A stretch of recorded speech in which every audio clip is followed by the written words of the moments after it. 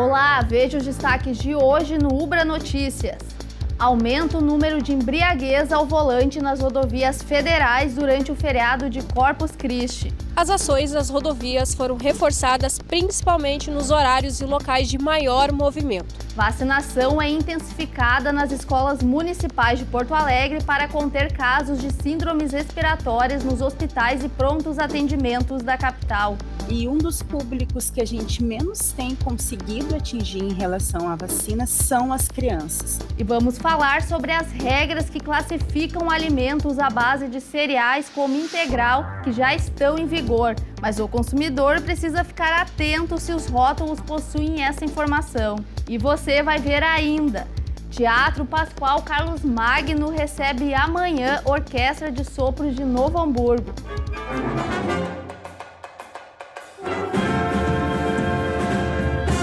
A partir de agora, no Ubra Notícias.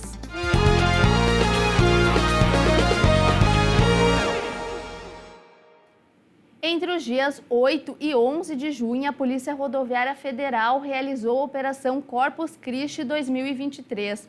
As ações registraram um aumento no número de autuações por embriaguez no volante e apreensões de drogas.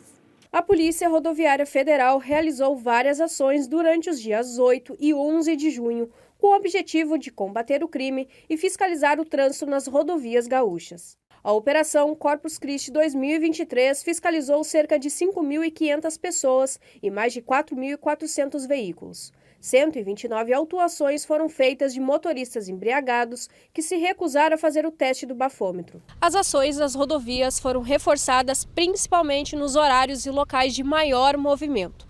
Assim, o policiamento se tornou mais visível e o tempo de resposta às ocorrências menor.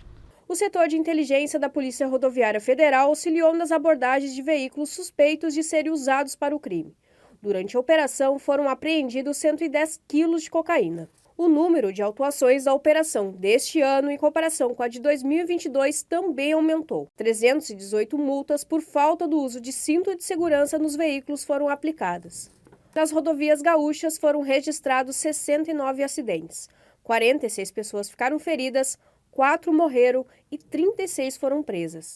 O governo federal lançou na última semana o Desenrola Brasil para renegociação de dívidas de até R$5.000 para quem ganha até 2 salários mínimos. O programa começa no próximo mês. Em tempos de orçamentos apertados, não é difícil encontrar quem está ou já esteve enrolado com as dívidas. Vai vindo outras contas, né? Água, luz, aí o desemprego, comida cara, e aí fica difícil, sem condições. Excesso de gasto, compra aqui, compra ali, aí quando você vê já gastou. Às vezes a gente tem menos cliente, então acaba apertando tudo, com criança em casa também. O programa para a renegociação de dívidas foi uma das promessas de campanha do presidente Lula. Ainda durante o governo de transição, foi batizado de Desenrola Brasil. Ele foi anunciado na noite desta segunda-feira no Ministério da Fazenda. A proposta é perdoar as dívidas de até R$100 com os bancos que aderirem ao programa. A estimativa é beneficiar 1,5 milhão de pessoas. No caso dos outros credores, vai ser opcional. Para débitos maiores de até R$5.000, o Desenrola Brasil vai renegociar dívidas de quem ganha até 2 salários mínimos, hoje R$ 2.640. Lembrando que as dívidas são as dívidas inscritas até 31 de dezembro do ano passado, para também não criar um movimento de inadimplência novo. A ideia é promover um leilão dos valores devidos em julho. O credor que der o maior desconto vai ter direito a uma compensação do Fundo de Garantia de Operações, que tem cerca de R$10 bilhões. Na estimativa do Ministério da Fazenda, vão ser beneficiadas cerca de 30 milhões de pessoas. Mas para isso vai ser necessário acessar uma plataforma digital que só ficará pronta no próximo semestre. A ideia é que o credor dê o maior desconto possível, porque ele sabe que se ele for incorporado ao programa, o crédito dele passa a ser líquido, ou seja, a garantia do Tesouro. Então ele tem um estímulo para dar o maior desconto possível, porque ele sabe que vai receber. No Rio Grande do Sul, o Desenrola Brasil tem potencial para beneficiar mais de 1.200.000 gaúchos. Esse é o número de moradores do estado que possuem o perfil coerente com o teto fixado pela faixa 1 do programa, destinado para pessoas com rendimento de até 2 salários mínimos. Os dados da Boa Vista SCPC e os da CDL Porto Alegre apontam que no Rio Grande do Sul existem quase 3 milhões de pessoas com o nome sujo. Porto Alegre formalizou nesta semana a autorização do uso de um imóvel do bairro Partenon para a ONG Kinder, Centro de Integração da Criança Especial. A assinatura é a etapa final do processo que regulamenta a cedência de imóveis a instituições que prestam serviços de interesse público à população de Porto Alegre. O ato contou com a presença do prefeito da capital, Sebastião Melo, e de outras autoridades municipais. O imóvel cedido fica na rua Marconi, número 42, no bairro Partenon. No local são oferecidos serviços de educação especial e reabilitação para cerca de 250 bebês, crianças e jovens com deficiência múltipla e em situação de vulnerabilidade social. A Kinder também promove atividades para os familiares, como oficinas de qualificação para o trabalho e geração de renda, acompanhamento de assistência social e de psicologia. Em 2023, Porto Alegre formalizou a assinatura de 4 termos de permissão de uso, todos eles para organizações que ajudam a população da cidade, como a Fundação Tiago de Moraes Gonzaga, o Instituto Itamor, a ONG Caminhadores e o Instituto Cultural Coab é Só Rap. E depois do intervalo, vacinação é intensificada nas escolas municipais de Porto Alegre para conter casos de síndromes respiratórias nos hospitais e prontos atendimentos da capital. A gente volta já já.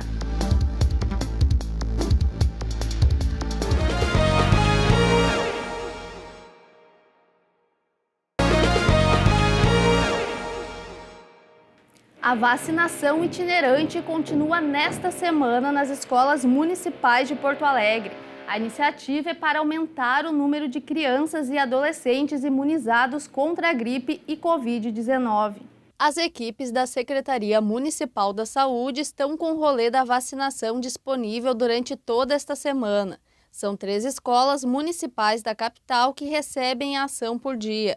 A estratégia busca aumentar o número de crianças imunizadas contra a gripe e Covid-19. E um dos públicos que a gente menos tem conseguido atingir em relação à vacina são as crianças. Aí a estratégia foi, vamos fazer vacinação extramuros, vamos vacinar nas escolas para chegar onde essa criança e esse adolescente está, já que observamos uma baixa procura dos pais, das crianças na unidade de saúde.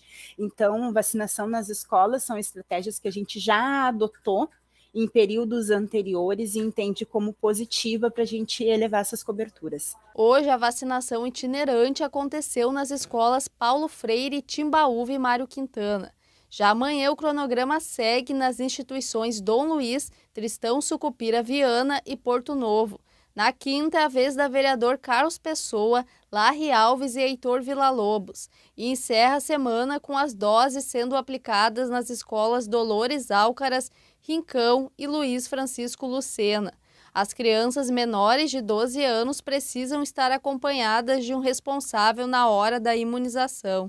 Para as crianças menores de 12 anos, os pais, além do termo de autorização, eles têm que estar presentes durante a aplicação da vacina, né? Para que a criança também possa se sentir mais tranquila durante o procedimento. Então, para todos os menores de 12 anos, a gente incentiva, sim, a presença dos pais ou o cuidador dessa criança. Para além disso, as escolas também, que estão no cronograma, disparam os termos para os pais solicitando autorização. A imunização itinerante nas escolas, conhecida como rolê da vacinação, começou no dia 1º de junho. No período, foram aplicadas mais de 2.500 doses. A gente já conseguiu vacinar 2.645 entre crianças, adolescentes. A gente vacina também os professores que, porventura, possam não estar ainda com as vacinas em dia. Se os pais, os cuidadores quiserem vacinar também, a gente oferta. A vacina também está disponível nos postos de saúde da capital. A Secretaria de Saúde reforça o pedido para que as pessoas busquem o imunizante contra a gripe para diminuir a superlotação nos hospitais e prontos atendimentos de Porto Alegre. Então, fazer esse reforço das estratégias, né, para que a gente possa efetivamente diminuir o número de sintomáticos respiratórios e a gravidade da doença, não vai evitar necessariamente que a pessoa fique doente, mas diminuindo de uma forma importante a gravidade. Acho que todo mundo está acompanhando, né, ainda um alto número de internações, de pessoas procurando a emergência, a estratégia da vacinação é importante. As regras que classificam alimentos à base de cereais como integral já estão em vigor. E o consumidor precisa estar atento aos rótulos, que devem conter o percentual desses ingredientes. A tendência é que o consumidor comece a reparar na mudança de embalagens nas prateleiras. Ficará mais fácil de identificar os produtos integrais de verdade. Para se promover como tal, o alimento deve conter no mínimo 30% de ingredientes integrais e numa quantidade superior à de produtos refinados. Eu já vi que esse aqui mudou agora. Antes ele vinha 100% integral, agora ele está vindo de uma outra forma. A nova regra de rotulagem da Anvisa determina que produtos que descumprirem os requisitos não poderão utilizar na embalagem termos como integral ou com cereais integrais. Já os que atenderem às condições devem destacar a informação no rótulo e indicar a porcentagem do ingrediente, respeitando o padrão de fonte, cor e tamanho definidos na regulamentação. Fica bem explicadinho, principalmente para a gente que tem idade, assim, que tem mais dificuldade. Então, mais explicado para a gente é melhor, né? Essa propriedade nutricional, ela acaba valorizando esses produtos. Então, é por isso que ficou, né, a Anvisa teve que estabelecer uma quantidade mínima desses cereais para uso da alegação integral, porque isso é uma propriedade desejada pelo consumidor. Então, os fabricantes usam essa informação e agregam valor a seu produto a partir daí.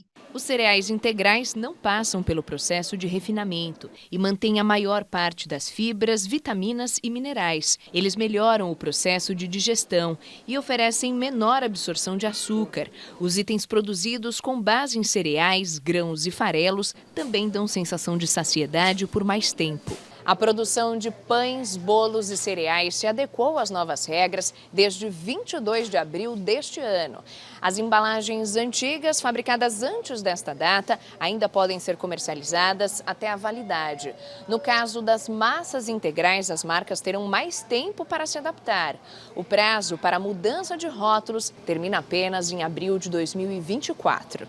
A norma não se aplica a farinhas integrais e a produtos compostos exclusivamente por cereais como o arroz integral. Descumprir a resolução da Anvisa constitui infração sanitária. Por isso, marcas que não se adequarem às novas regras podem receber penalidades, como advertência, multa, interdição de produtos e até cancelamento de alvará. O maior beneficiado é o consumidor, tá? Por quê? Porque ele não tinha parâmetros, né, do que seria um produto com ingredientes integrais, como é a característica, né, da rotulagem desse produto. Então a demanda veio através das associações de defesa do consumidor. A gente muitas vezes é enganado pelas informações ou pela falta das informações, né? E agora ficou mais claro. O isolamento social durante a pandemia pode ter afetado nossa capacidade de lembrar de acontecimentos. Você se lembra quando foi o início da vacinação contra a Covid-19 no Brasil? No meio de 2022, mais ou menos. Mas o começo da guerra na Ucrânia você lembra, né? A guerra na Ucrânia começou há mais ou menos um ano, aproximadamente. E a tragédia em Capitólio, Minas Gerais? Acho que foi no começo do ano passado, não foi? E a morte da cantora Marília Mendonça? Tá lembrado? Eu acredito que foi no ano 2019, não é? Se você sentiu como se o tempo estivesse embaralhado na sua cabeça, saiba que de fato ele pode estar. Isso porque a pandemia de Covid-19 afetou a nossa capacidade de lembrar quando fatos relevantes ocorreram. É o que aponta um estudo feito pela Universidade da Escócia. Para medir o tempo, nós temos que ter um referencial, né? Quando você tem uma sequência normal de eventos que vai acontecendo, parece que você entra numa regularidade. Quando você começa a alterar isso, esse referencial dos acontecimentos vão alterando e eu, então, passo a alterar aquilo que eu tomava como referência, você ficar na sua casa realizando tarefas de uma forma diferente, que hoje viraram hábitos, alterou um pouco a nossa percepção, alterou um pouco a maneira como que a gente enxerga o passar do tempo. Sem esse referencial, fica mais difícil encontrar as memórias no nosso cérebro. De modo geral, elas ficam armazenadas em um lugar chamado hipocampo. Mas, com o passar do tempo, essas lembranças viram memórias de longo prazo e daí vão para lugares do nosso cérebro associados a informações ou experiências parecidas.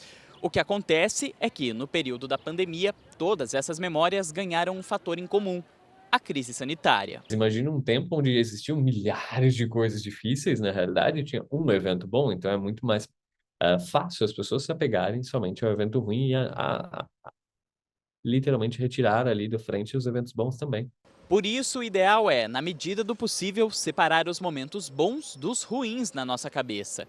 Um processo que não é fácil, mas essencial quando falamos em um mundo que está em constante mudança. Como que a gente encara, como que a gente supera, como a gente vai para frente, como a gente vai para trás, como que a gente realmente interage com o mundo e com nós mesmos, principalmente, porque a única variável que é mais controlada sou eu mesmo. O novo diretor-presidente do Badesul Desenvolvimento, Cláudio Gastal, foi empossado oficialmente na tarde de ontem. Com mais de 20 anos de experiência em gestão pública e competitividade, Cláudio Leite Gastal é o novo diretor-presidente do Badesul. O mandatário, que foi o escolhido do governador Eduardo Leite para o cargo, falou sobre os principais focos da sua gestão na agência de fomento. Primeiro, o Badesul tem áreas que são caracterizadas pela sua tradição. Negócios empresariais, agronegócio e a própria setor público. Nós queremos dar agora também transversalmente a todos esse negócio a questão da inovação. Você no agro, você tem como daqui a pouco o agrotech. Na inovação você também pode ir na linha de govtech. E também a questão da energia, da economia verde, né? Da hidrogênio verde, sustentabilidade, energias renováveis, são um ponto fundamental na estratégia do Badesul para os próximos anos. Na solenidade de posse realizada no Instituto Caldeira, em Porto Alegre, diversas autoridades estiveram presentes. Entre elas, o governador do estado, que falou sobre a importância da inovação para o desenvolvimento do Rio Grande do Sul. Que os setores mais competitivos e importantes da nossa economia possam ser tracionados, ajudando a desenvolver o nosso estado. Essa posse acontecendo aqui no Instituto Caldeira, trabalhando pela inovação, né, e tudo que essa economia, essa nova economia possa significar em termos de geração de emprego e de um novo horizonte de desenvolvimento para o Rio Grande do Sul. Hernando Impolo, secretário de Desenvolvimento Econômico, comentou a escolha de Gastal para o cargo e a confiança depositada em seu trabalho. Possa fazer um trabalho junto com os demais diretores e com toda a competente equipe do Badesul, né, que tem se demonstrado uma agência de fomentos importante, com financiamentos aí atendendo às demandas do setor público e também do setor privado. A Orquestra de Sopros de Novo Hamburgo se prepara para mais um concerto. A apresentação acontece amanhã no Teatro Pascoal Carlos Magno. A apresentação de amanhã vai ser a primeira do ano com o seu maestro titular Linus Lerner. O hamburguense é o diretor artístico do primeiro Festival Internacional de Música do município e já regeu em cerca de 20 países. O concerto vai ser realizado às 8 horas da noite no Teatro Pascoal Carlos Magno, no Centro de Cultura de Novo Hamburgo. O ingresso é 1 quilo de alimento não perecível. A apresentação de amanhã deve levar ao público músicas de 2 peças. Marte das Suíte Planetas de Gustav Holst, constituída por 7 movimentos, cada um correspondente a um planeta do Sistema Solar, e a história de Anne Frank, para violino solo da Banda Sinfônica de Otto Schumann. A instituição também conta com um projeto do Núcleo de Orquestras Jovens, que está com vagas em aberto para estudantes das redes municipal e estadual de ensino interessados em fazer parte do grupo. Mais informações sobre as vagas e instrumentos disponíveis podem ser consultadas através do WhatsApp 51 3279-7571.